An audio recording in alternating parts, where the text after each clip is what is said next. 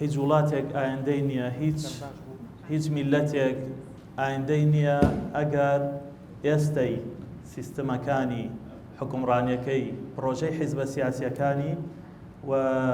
هەموو ئەوەی پەیوەندی بە حکومڕانیەتیەوە هەیە لە خزمەت پرۆسەی پەروەردانە بێ. و ئەو وڵاتانەی کە گۆڕانکاری گەورەیان دروست کرد هەستانەوە، چ لە ئەوروپا و ڕۆژهەوا، چ وڵاتانی ئاسیا کە وڵاتی زۆر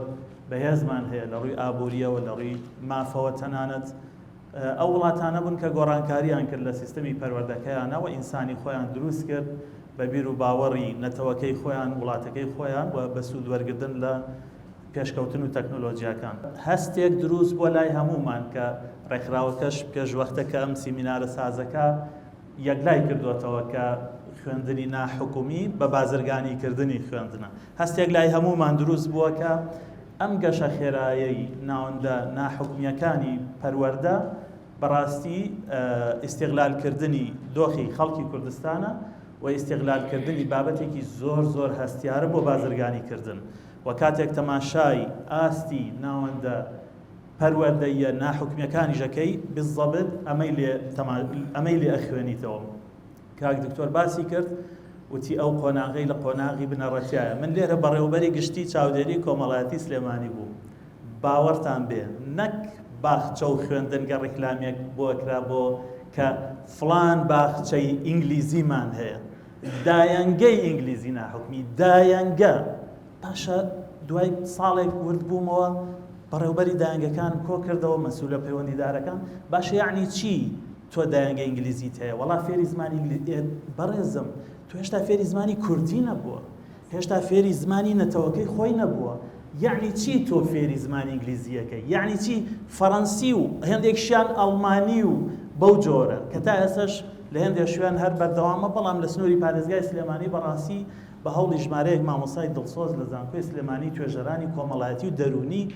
بۆ هەموو لایەکمان سەلمان کە ئەمە کارەساتە لە ناو شاری سلێمانیە. تۆ مناڵەکەی خۆت مناڵی دایەنگەواتە یەک ڕۆژ بۆ 4 ساڵ و گریمان لە 2 ساڵەوە کە فێری قسە بێ یا ساڵ و نیوە فێری قسە بێ، تۆ هێشتا فێری کوردیت نەکردووە، فێری ئینگلیزیەکەی. ئەمە یعنی لە هەستێکەوە یەت ئەم بابەتە کە هەستی خۆ بە بچووک تەماشاکردنە، هەستی بە هیچ تەماشاکردنی نەتەوە زمانەکەی خۆیەتی. هەستێک لای زۆرینە دروست بووە کە ئەگەر ئینگلیزیت زانی دنیا ئەزانی و زانست ئەزانی، کە لە ڕاستیا وانە. هەزاران هەزار ئینگلیزی زان هەن ئیشیان دەست ناکەوێت، لە وڵاتی خۆیان ئیشیان دەست ناکەوێت. هەزاران هەزار ئینگلیزی زان هەن لە ناو وڵاتی بەریتانیا. تەنانەت ئەم هەموو مەرج و شەڕتەش لەسەر زمانی ئینگلیزی لە وڵاتی ئەمە هەیە، لەوێ بەو جۆرەش نییە، ڕێگەی پێدەن بە زمانی شارەکەی خۆشی قسە بکە. یعنی هیچ داهێنانێکیان نییە بۆ وڵاتەکەی خۆیان. بۆیە ئەم کێشەیە وای کردووە کە تێبگەین لەوەی کە بەڕاستی بۆ ئەوەی گیرفانی دایک و باوک ئاسان خاڵی بێتەوە و سەرنجیان بۆ شتێک ڕاکێشین لە ناوەندە حکومیەکانە ئەم بابەتە نییە. ئەویشەوەیە مناڵەکەم لە 3 ساڵیا واو فێری ئینگلیزی بووە. لە کاتێکا من زۆرینە ئەمەشم لە ناو هۆڵی پەرلەمانەوەت لە کاتی مناقەشەی یاسای پەروەردە وتم بەڕاستی ئەم ئوسلوبەی کە ئێستا لە کوردستانە بەردەوامە خۆمان بەدەستی خۆمان ئایندەی مناڵەکانی خۆمان وێرانەکەین. مناڵانێک گەورە بوون تا 18 ساڵ ناتوانن دوو ڕستە بە زمانی کوردی پارا و قسە بکات. طبعا هەر کەسێک کاک دکتۆر باسی کرد هەر کەسێک نەیتوانی بە باشی لە زمانەکەی خۆیان قسە بکا و بیر بکاتەوە ناتوانێت بە نەتەوەی بەپێی خواستەکانی نەتەوەکەی خۆشی بیرکاتەوە. و خوێندنی نێودەوڵەتی یعنی چی؟ ئێستا لە یاسای پەروەردە پۆلێنەکان بەم جۆرەن خوێندنگەی حکومیمان هەیە، نێودەوڵەتیمان هەیە، ناحکومیمان هەیە. ناحکومیەکە شتێکی تقریباً ئینکاری نەکراوە. بەپێی دەستوری عێراقیش لە بڕگەی 4 مادەی 34 و حکوومەت وەزارەتی پەروەردە لەسەری پێویستە دەرفەت بڕەخسێنێ کەرتی تایبەت بێ لەم بوارە کێبڕکێ بکە. و ئەمە تا ڕادەیەک ئەکرێ خوێندنگەی حکومیە بێ و ناحکومیە. بەس من تێناگەم خوێندنگەی نێودەوڵەتی یعنی چی؟ بە پارەی حکوومەت خۆی، بە پارەی وڵاتی خۆمان، بینای حکوومەت، مامۆستا موچەی حکوومەت، هەموو تێچوویەکی حکوومەت، بەڵام ڕێکخراوێ بێت لە وڵاتێکەوە ئیدارەیەم خوێندنگەیەم بۆ بدە. ئەو چۆن ئەزانێ؟ یعنی وەک وایە لەوە چەیەکێک بێنی لە لە شەریکەی مارسیدزەوە لە سلێمانی لقەیەکی مارسیدز بۆ بکاتەوە مارسیدزی چاک و جوان و باشت بۆ بەرهەم بێنێ بەس ئەو ناتوانێت ئەو ئینسانە بەرهەم بێنێ کە ئێمە ئەمانەوێ کە نەتەوەی کورد ئەیەوێ کە میلەتەکەمان ئەیەوێ ئەمانە بەڕاستی هەڵی استراتیژین و بەداخەوە کە بوو تا ئێستش ئەوانەی حکومڕانیەکەن لەم بوارە هەر بەو ئاراستەیە ئەوەی زۆر گرنگە بیڵێن بەڕاستی بە بازرگانی کردنی کەرتی پەروەردە کەرتی تایبەت نییە کێشەکە لێرە ئەوەیە ئێمە ئەگەر کەرتێکی تایبەتمان هەبێ باوەڕتان بێ خزمەتگوزاری پاکردنەوەی پێبەی کەرتی تایبەتی ڕاستەقینە کە بە یاسا هەڵە سوڕێ کە یاسا و مؤسسات چاودێریەکە زۆر احتیاجیە ئەگەر تەنانەت و کارەبا و زۆر بواری تریش کە باسی کرد کاک دکتۆر لە ڕووی فەلسەفیەوە ئەم بابەتانە هەمویان بدەی بە کەرتی تایبەت لە وڵاتانی سەرمایەدار خۆیان موسیبەتیان خۆیانیان هەیە کێشە و گرفتی خۆیانیان هەیە بەڵام لە بواری پەروەردە و تەندروستیە بەڕاستی خۆکوشتنە خۆی ئینتیحارکردنە لەکوێش لە هەرێمی کوردستانە کە نەخۆشێک بچێتە نەخۆشخانەی شار نەشتەرگەری فلان و فلان و فلان و فلان و فلان هەر ناکرێ ئەسڵەن نەشتەرگەریەکی سار ئەبێ 6 مانگ سەر بن ئۆتۆماتیکی یعنی هاوڵاتی بەڕێز بڕۆ سوال کە ئەگەر پارەشت نییە لە خزمەکانت ئەوە نەخۆشخانەی فلان و فیسار کە زۆرینەی بەرپرسانی حکومی لە پشتە حیزبی لە پشتە کارتی تایبەتیش بەم جۆرە ئەو دوانە بەم جۆرە مامەڵە لەگەڵا بکەی کێشەی زۆر گەورەمان بۆ دروست بە هەر ئێستا ئێمە کە قسەیەکەین 90 دانە ڕۆژە مامۆستا موچەی وەرنەگرتووە 90 دانە ڕۆژ وابزانم دوێنێ وەریان گرت ئەوە بێتەوە بە 60 ڕۆژ 60 ڕۆژ مامۆستا موچە وەرنەگرێ بەمەرجێک ئەگەر مامۆستایەک تاکە سەرچاوەکەی موچەکەی بێ بەڕاستی کوشندەیە بەڵام ئەبینین کە ئێستا لە هەرێمی کوردستانە بەم جۆرەیە ئەمە لە چیەوە هات لە 30 ساڵی حکومڕانی ڕابردووە دوو حیزبی سیاسی دەسەڵاتدار کە بەڕاستی ئەگەر زۆرینەی کێشەکان پوختکەینەوە لەم شێوازە حکومڕانیان خراپمان نەکردووە ئەگەرچی ئیدارەدانی پەروەردە بە شێوەیەکی تەندروست پێشخستنی سیستمی پەروەردە پشتگیریکردنی مامۆستا و پرۆگرامی خوێندن و قوتابی بە ئاسانی ناکرێ تەنها بە گۆڕینی دەموچاوە سیاسیەکان و حیزبە سیاسیەکان ناکرێ واتە بۆ ئەوەی ئەوە بکەین ئەبێ توانە مادی و مرۆیەکانی وڵات بخێنە خزمەتی پرۆسەی پەروەردەوە بۆی ئێمە سیستەمێکی پەروەردەی پێشکەوتومان هەبێ بەڵام هەنگاوی یەکەم لە گۆڕینی ئەم دوو حیزبە سیاسیەوەیە هەموو بودجەی ئەم وڵاتیان چی لێ کرد لە کۆی 365,000 فەرمانبەری شارستانی تەنها 162,000 مامۆستا و فەرمانبەری وەزارەتی پەروەردەیە لە کۆی 1,200,000 موچەخۆر تەنها 162,000 موچە لە سیستمی پەروەردا وەرەگرێ لە بودجەی ئەم وڵاتە ئەی چەندی لە بواری سەربازیایە بەڕێزان یعنی ئێمە گوناحمانەگا بڵێین بودجەی وڵاتە لە 150 زیاتری بۆ کەرتی سەربازیە لە ڕاستیە بۆ کەرتی سەربازی نییە بۆ سیستمی بەرگری نییە بۆ هێزێکی نیشتیمانی نییە بۆ شتێکە یعنی فەوجەکانی کاک فڵان و هێزەکەی فیسار و یەکەی هەفتای یەکێتی و هەشتای پارتی و بۆ ئەمانەیە نزیکەی 400,000 چونکە ئەوەی ئەوێ کەسێکێوێ چەکێکی لە شانە بەبێ بیرکردنەوە دیفاعی لێ بکە تۆ ئینسانێکت دروست کرد خۆی بناسێ میلەتەکەی بناسێ خوای بناسێ ئایندەی بزانێ بەرەو کوێیە بەڕاستی ئەگەر چەکداریش بێت هێزێکی چەکداریش بێت لە نێوان نیشتیمانەکەی و حیزبەکە نیشتیمانەکەی هەڵەبژێرێ قەت پەنا ناباتە بەرەوەی شەق لە مامۆستا هەڵبدا شەق لە تەلەبەی زانکۆ هەڵبدا ئەوان هاتن بە درێژایی 30 ساڵی ڕابردوو بودجەی ئەم وڵاتەیان تەرخان کرد بۆ بواری سەربازی خۆزگە ئێستا لەوە چه خەڵکی گوێ لێمان بێ بڵێ کاکە هەرێمەکەمان ئێمە تەنامەر ئێمە دەستوریەمان هەیە پێویستی بە بواری سەربازی زۆرە خۆزگە هێزێکی نیشتیمانیمان هەبوایە لە چوارچێوەی یاسا ڕاهێنانی پێ بکرێ خۆزگە ئێستا بۆ ئەم تەحەدیانەی درۆن ئێمەش درۆنمان هەبوایە بۆ ئەوە ناڕوە بۆ یەکەی هەفتا و هەشتا ڕوە کە تا ئێستاش لیستی ناوی ئەوانەی موچە وەرەگرن نە لە وەزارەتی دارایی هەیە نە لە وەزارەتی پێشمەرگەکەی خۆیان هەیە نە لە دیوانی چاودێری داراییش هەیە لە کاتێکە مامۆستا 90 ڕۆژە موچە وەرناگرێت پارەی ئەم وڵاتە ئاوای لێت اینجا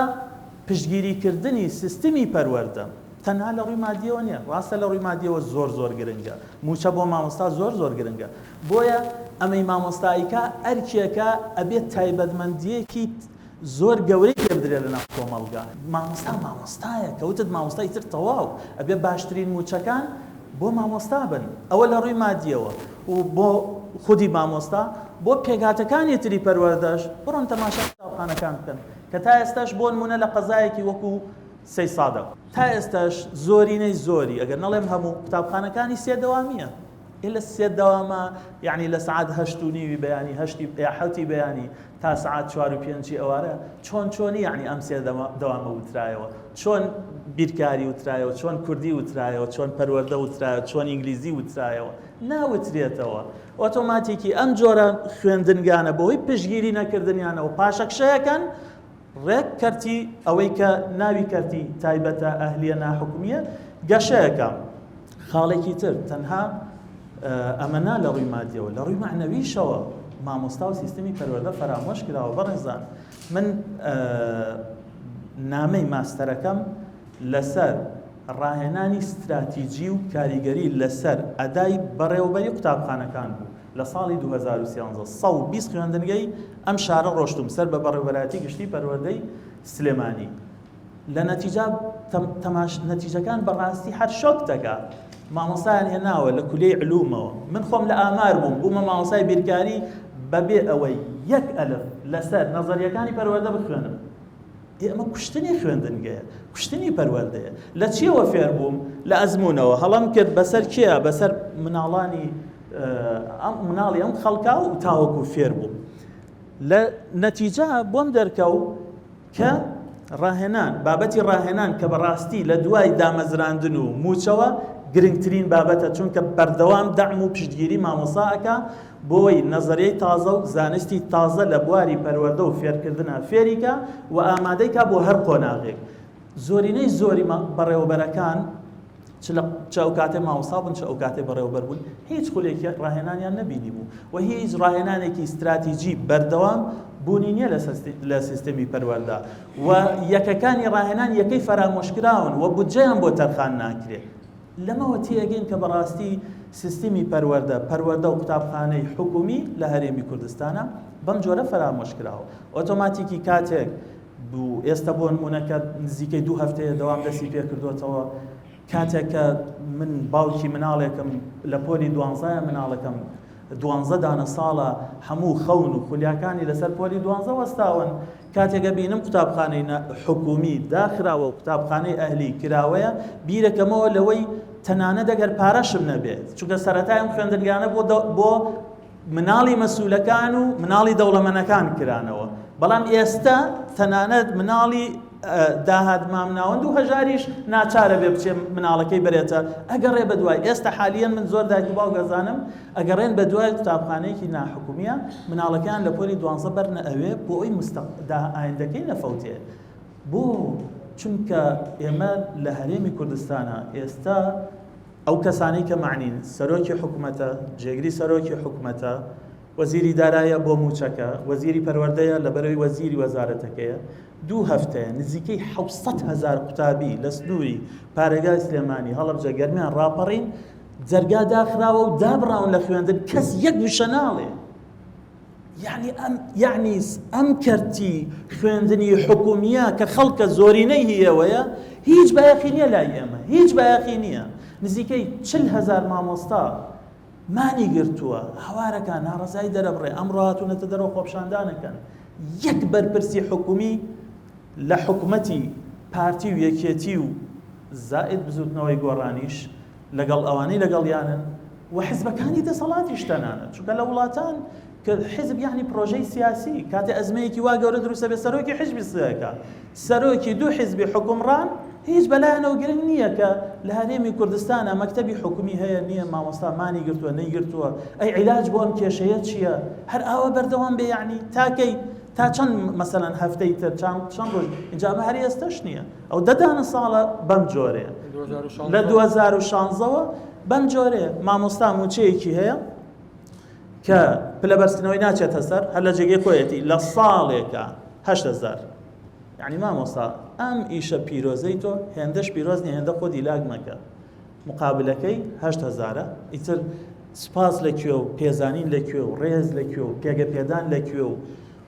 وڵاتان مەسەلەن تۆ تەنها لە چوارچێوەی پەروەردە خزمەتی مامۆستا ناکا بۆی سیستەمی پەروەردەکەی پێشکەوێت تەنانەت خانوو و شوقەی شایستەی هەیەتێ تەنانەت ئۆتۆمبیلی هەیەتێ تەنانەت هاندانی تری هەیەتێ گەشت و سەفرەی هەیەتێ بێ بەرامبەر بۆ ئەوەی هەموو لەم بوارە کارکەن وڵاتەکەیان ببەنە قۆناغێکی تر بەداخەوە کە ئێستا ئێمە بەو جۆرەیە یعنی ئێستا بە بازرگانیکردن ئێمە وەلای عنوانەکەی بەڕێستان بە بازرگانیکردن لە ناوەندەکانی پەروەردە هۆکارەکەی ئەمەیە و نە حیزبەکانی دەسەڵات نە حکومەت نە وەزارەتی پەروەردە نەیوتووە کە من بەڵە بەس گرنگی بە خوێندنی ناحکومیەتەم نە بەڵام بە کردار ئەمەیان سەلماندووە ئەویشەوەیە پشتگیری پەروەردە ناکەن مامۆستای بۆ دانامەزرێنن خوێنی تازەی بۆ دانامەزرێنن یعنی چی مامۆستای وانە بێژ بەڕێزان یعنی لە چ سیستەمێکە هەیە مامۆستا بە شێوەی کاتی بێت وانەیە بڵێتەوە بڕواتەوە پەروەردە هێندە ئیشێکی گەورە و گرنگە مامۆستا بێ ئەزمون کەڵەکەکە نەک ئەم مامۆستایە ئێستا بە 400,000 بە ناچاری کە ئیشی کەی دەست ناکەوێت ئەیێنم ئەیکەمە قوتابخانەیەکەوە کە هیچ ڕاهێنانێکی وەرنەگرتووە مامۆستاکەش ئەگەر زانی مەسە ئیشێکی باشتری دەستکە و حەقی خۆیەتی معیشەتی ناڕوا ژیانی ناڕوا خێزاندارە بچێ ئیشێکی ترکە و واز لە مەکتەبەکە بێنێ مامۆستای وانەبێش یعنی ئەم داهێنانەشیان کرد یعنی لە کاری حکومیە یا دامەزراندنی هەمیشەیی هەیە یا گرێبەست هەیە لەسەر و ئەمەوە ئەم بیدعە یاساییەشیان کردووە ناویان ناوە مامۆستای وانەبێش کە